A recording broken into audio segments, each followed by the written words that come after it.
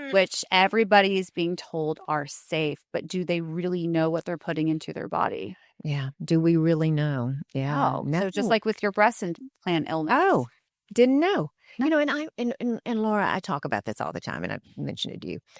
Just because breast implants did not work for me doesn't mean they didn't work for someone else. But again, I made the choice to not, Amen. you know what I mean? So for you, and actually yesterday on our last month, we did a podcast with Elise Clark talking about birth control. Not against birth control, but you need to know what you're putting in your body. Yes, because I took it for over 20 years. Yes. And none of them agreed with me. And I kept saying, I don't want to take this. Something intuitively said, this is not working. This isn't it. So on top of when I found out that I would not be able to do the Mirena IUD, the reason why they prefer a Mirena IUD is it's locally placed and is progesterone. So it should keep the endometriosis under control, because I was diagnosed with stage 4. Which is the worst. And it went misdiagnosed. And most people would get diagnosed stage 1, stage 2, but I was stage 4. And when you Google, do any search, anything online, you will be baffled by what that means.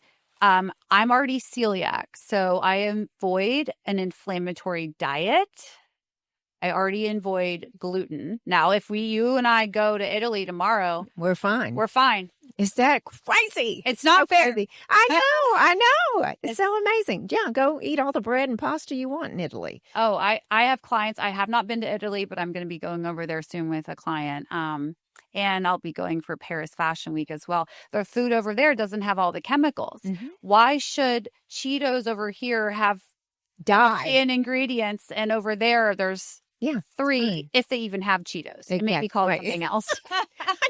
We're just reaching here. Yes, exactly. Yeah, I know. It's the low inflammatory diet, and making sure if you're starting to feel any pain, or if you've had pain, you go to the right doctors. Mm-hmm. And I am not against anybody direct messaging me. I am not a doctor, but I will put you in contact with the right people, because you need that team of doctors to help you. Because unfortunately, I could have bled out and I could have died. Yeah. Oh my gosh. So talk to us about, what if you didn't catch this? I mean, what if you would have just pushed through the pain? I would not have made it. Because these ovaries, endometriomas, are blood-filled sacs. Mm-hmm. Yeah. I would have bled out. You would have bled out. Yes. Mm-mm. So going from that, thinking it's cancer, all this, it was so terrifying. Oh, yeah. And I'm able to be calm right now, but I can tell you, I cried. Yeah. I've never cried that much in my life. Yeah. I cried more about this than when my brother passed away. Yeah. It was just a whole different level, because I know I'm meant to be a mom. Mm-hmm. And I cannot wait to have a little Laura or a little Joe, whoever I'm marrying. Sure. Yeah. And to feel like that might not be an option. Right. But thankfully, my second egg retrieval, Dr. Micah Thomas is no longer in Italy. We were just speaking about Italy. She was there. I did have a cyst that showed up right before we even started. She said, this is an ovarian ovulation cyst. It's going to go away. She was exactly right. We did a successful cycle. We received more than 100% more eggs than the first egg retrieval. Wow. Because you have the fertility of a 25-year-old. Well, I did. Now it's Not like, so much. Yeah. But that gave me the hope. And I know one of my best girlfriends, she couldn't carry children. So she went through IVF 4 times and she used a surrogate. Oh, wow. I'm not opposed to adoption. In fact, I'd love to have a child of my own and also adopt. Sure. There's so many different ways of being a mom, but everyone would love to have somebody that's their DNA. Of course. So God willing, that'll be on my path and in the very near future. Because you have eggs. They retrieve the eggs. Yes. And they're safe. And that's amazing. But no embryos. So if I had been engaged at the time with the love of my life, then they would have frozen embryos. But I have a very good feeling because there's a chance with my neck, I may even need a surrogate. Yeah. Well, we never know. You never know. That is amazing. So all the pain and everything you went through, I feel like, and I'm sure you went through this. Why me? What if? What if? Why me? Go back and forth and back and forth. And though that ringing in your ears, I have to, and I said this to you a couple months ago, there's a reason because you're helping so many people. And that's the things. I don't think people really, to this day and age, 2025, are still openly talking about this issue. No. They're just not. It's still taboo for them. And men freak out at the thought of it. Mm-hmm. Oh, I don't want to know anything about that. But at the end of the day, if a man really loves you, anybody that I'm seriously dating, I am dating now. You are? Yes, I am dating. Did not know that. So I'll keep you posted. I have high hopes for this. Stay tuned for stories, everyone. So, you have to be open because I still have painful cycles. They're not as bad as they used to be. But I know the second that I feel anything like what I did on that Saturday that I ignored it and waited till Monday after Neiman Marcus, mailing that stuff to Nolan, I will be back with Dr. Haverland and she will be going in because unfortunately, most people just say, oh, it's just cramps. We'll put you on birth control. And they don't get formally diagnosed until there's cameras laparoscopically. Right. And at that point, it's so far along. Right. That it's really scary. Yeah. And I love that and she means this. You can message her. We're going to have her socials up for sure in the show notes, but you can message her because we all know there's good doctors. There's fabulous doctors. You've had a team of doctors, but there's some that just... They don't have your best interest. Like the gynecologist that did the exam on me 1 month prior. She's no longer practicing for whatever reason. I didn't have anything to do with it, but I know that it's so important to have the right people around you because we can't operate on ourselves. Nope. I can dress people all day long, but I'm not a brain surgeon. I'm definitely not an expert at this field from a surgery perspective, but all the research and all the knowledge in my journey, I've learned so much that I know how to help direct. And also if people just have questions, I'm here to answer. Yeah. Well, and you've shared with everyone preventative in your opinion, and what's because we don't know enough about it. I'm quite certain that we don't. But how to choose your physician. Be careful with birth control, people. I mean, it's just we don't know what. Not against it. I'm going to say that because I know somebody's going to say something.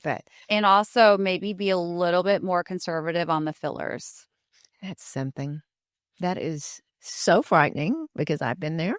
And I know a lot of people that are having fertility issues right now, and they do an aggressive amount of fillers to really have a chiseled jawline and all those things. And there's nothing against that. Sure. But if they knew that might keep them from being able to have a baby with their significant other because they're married, they would go back in time and undo. Sure. Or even more importantly, lose their life. Exactly. There's that. So you're amazing. Thank you for having me. How's the fashion business? Incredible. I have some huge projects that I'm working on that I can't even talk about, but I actually just got back from Philadelphia. I was dressing Nolan. He's my favorite NFL guy. I have 300 athletes. Gosh. Collegiate and professional. He's my favorite. Nolan Smith, number 3 for the Eagles. He's being honored at the Georgia Capitol. He's originally from Savannah. He played for the University of Georgia. I started helping him his junior year of college. He's being honored there because of his service to the community with his Nolan Smith Foundation and as a Super Bowl champion. That's so great. So I just got back, and then before that, I was speaking at Texas Tech. I know. I saw you out there. You're red. On the coldest day of the year, where it's 6 degrees. Day, but you looked fabulous. Absolutely fabulous. And I was messaging her, and my daughter said, Mom, don't you remember she's out at Tech speaking? And I went, oh, I just sent her a text. Maybe she'll see it on the airplane. But I responded. She very quickly, because you're so passionate about this issue, endometriosis, women's health, fertility, and of course, fashion. So Thank you for coming over here. I just always love seeing you. And she's my internet friend and she's my friend, and I'm lucky to have her. All of this information is going to be in the show notes. Hey, how can we find you? What's your handle? They can find me on Instagram. That is the best one. Sure. And honestly, they can comment on a recent post and say, I just sent you a message. That's right. So then I will know to check because they get filtered with the Sure. privacy settings. Yes. My Facebook is great. I have a personal and a business Facebook. I am active on X, formerly Twitter. Not so much on some of the newer ones, like TikTok. Yeah. That's a lot of moving parts, but really, really Instagram would be great. Well, good. Well, she's in the show notes and we're going to have all this available for you.